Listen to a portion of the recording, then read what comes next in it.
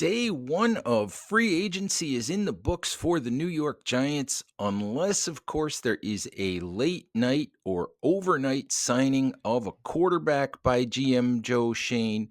And it was a productive day, even though, of course, we know that as of this recording, the Giants have not yet landed one of the veteran quarterbacks in free agency. Ed Valentine of Big Blue View here with your day one review of free agency for the New York Giants on the Valentine's Views podcast.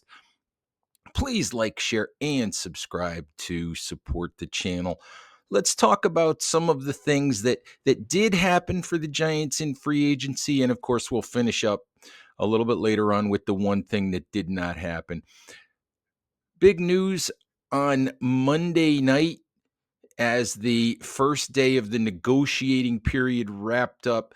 Wide receiver Darius Slayton will return to the New York Giants on a 3-year, $36 million deal. I have to be honest, if you read my writing, if you've listened to me here on the show, I did not expect this to happen. I expected Slayton, after 6 years with the Giants, after a lot of frustration, making the playoffs only one time, watching the Giants kick basically his quarterback in Daniel Jones to the curb, guy that Slayton had spent a lot of time and a lot of effort defending online and in the media over the years.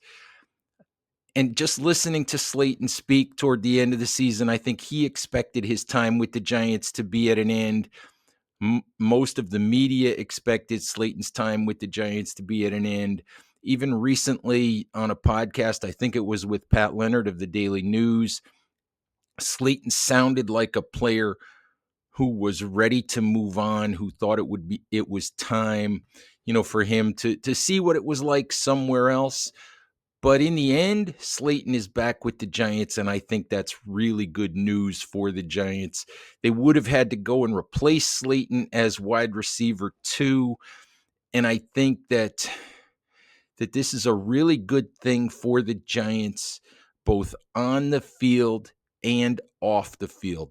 Slayton, before Malik Neighbors had come on board, had led the Giants in receiving yards 4 out of 5 times. This is a good player who can make big plays, who can get down the field, and do a lot of things to help an offense. If the Giants get better quarterback play in 2025, and obviously we're still waiting to find out who that quarterback is going to be, but if they get better quarterback play in 2025, I think Slayton's numbers, which were down a little bit in 2024, mostly because of the presence of Neighbors, who took a lot of the targets, and Wan'Dale Robinson also took some of the targets that had gone to Slayton in the past.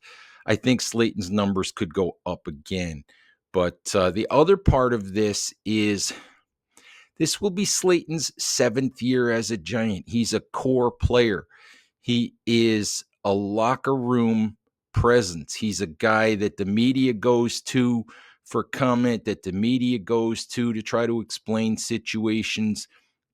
He's a leader in that wide receiver room. Malik Neighbors gave him a lot of credit in terms of teaching him about route running and teaching him about tendencies of cornerbacks and how to learn those things, and also about how to take care of his body to prevent some of the nagging, nicks and soft tissue things and various issues that Neighbors tried to play through during the 2024 season. So really, really good move by the Giants to bring Slayton back.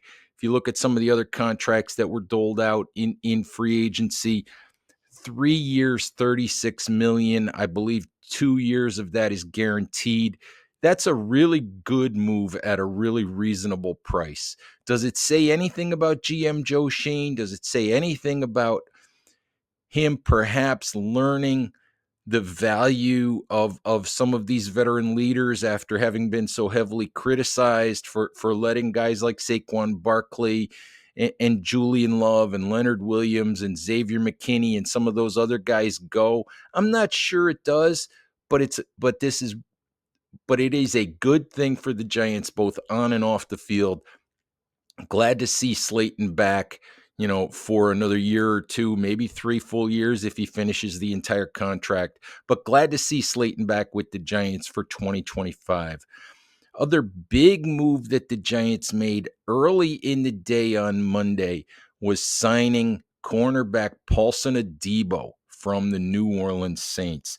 This was a deal that ended up being 3 years, $54 million, $18 million per year, right in the ballpark pretty much of what some of the other big time cornerbacks received on the market in terms of, contracts that other cornerbacks like Carlton Davis and Charvarius Ward and DJ Reed, right in the ballpark of what all of those guys agreed to. And there's a couple of things that I really love about the Adebo signing. First of all, he walks in the Giants' door as their best cornerback.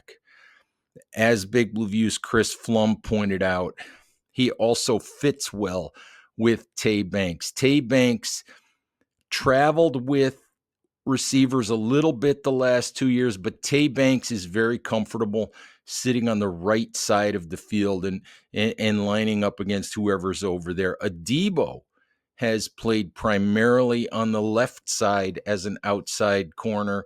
So they're a match in that sense because they each have a side of the field that they like, that they prefer, that they're comfortable in.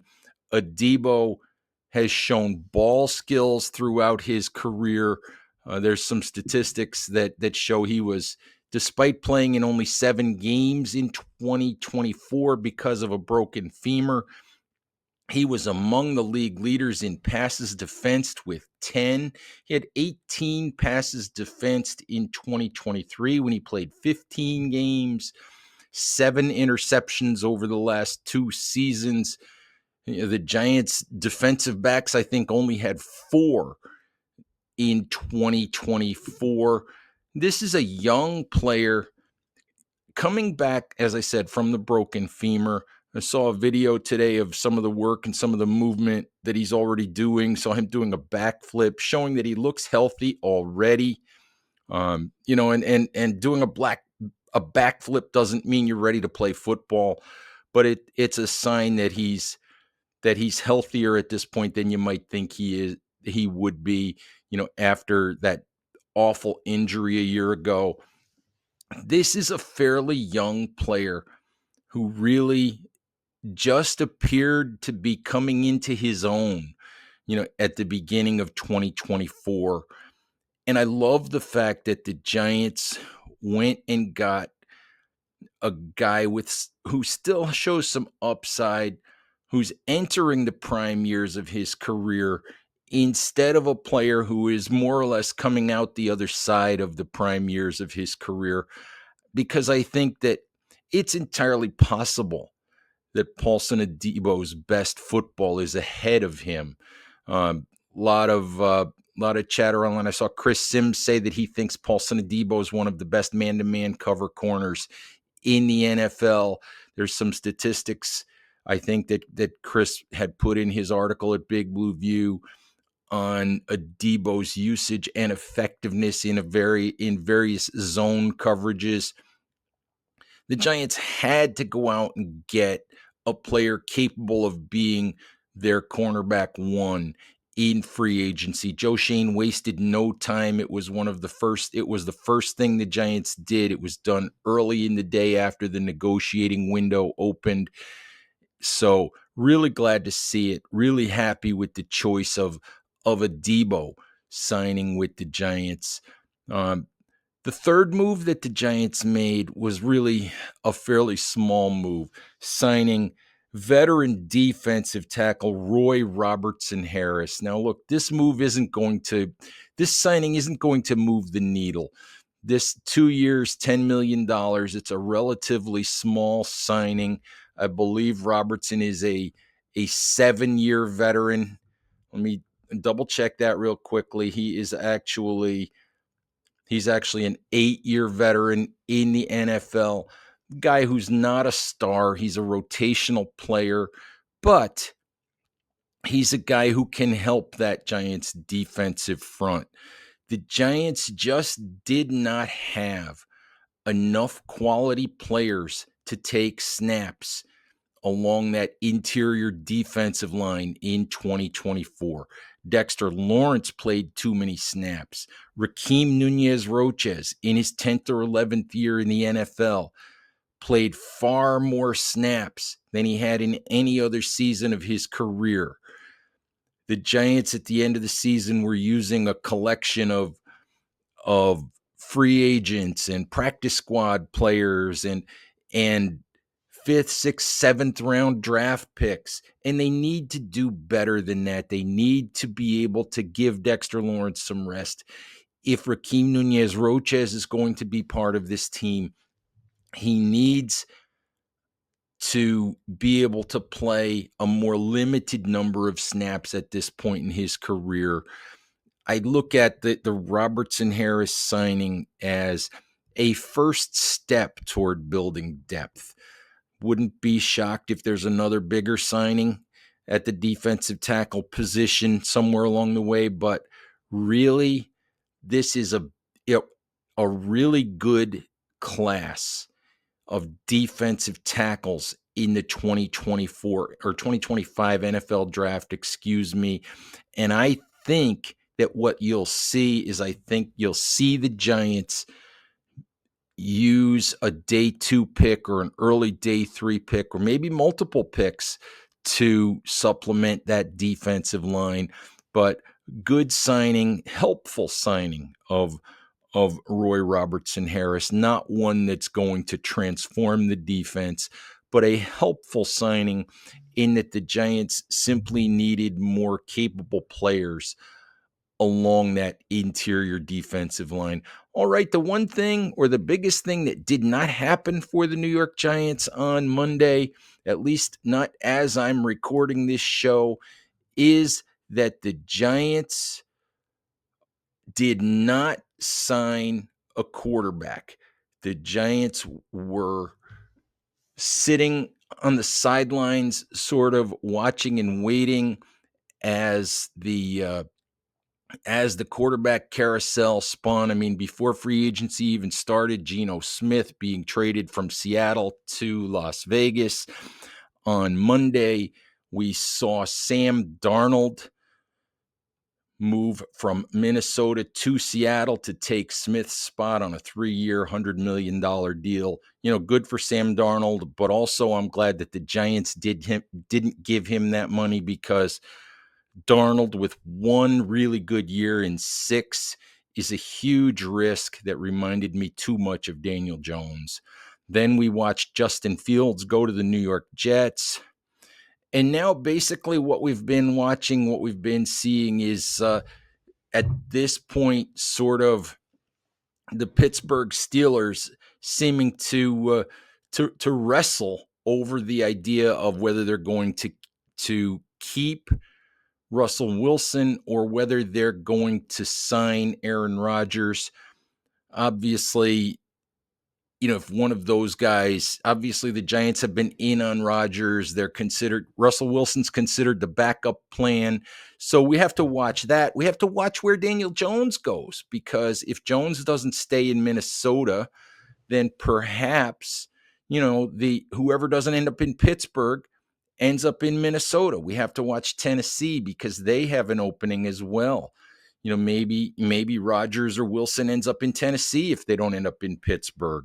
So the way this is working out, I mean, the Giants could be in a situation where maybe they don't get one of these big names, especially if the Falcons are not interested in trading Kirk Cousins, if the Giants fail to sign Wilson or Rodgers. And I'll be honest with you, that might be okay. It might be okay if the Giants end up with a Jameis Winston or a Carson Wentz or a Joe Flacco or whoever, because their big swing has got to come in the draft, whether that's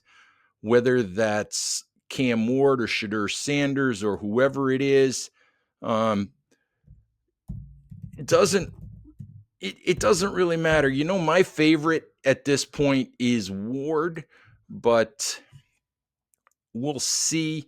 We'll see what the Giants think. Maybe it's Carson, or maybe it's Jackson Dart. Maybe it's Tyler Shuck. I don't know.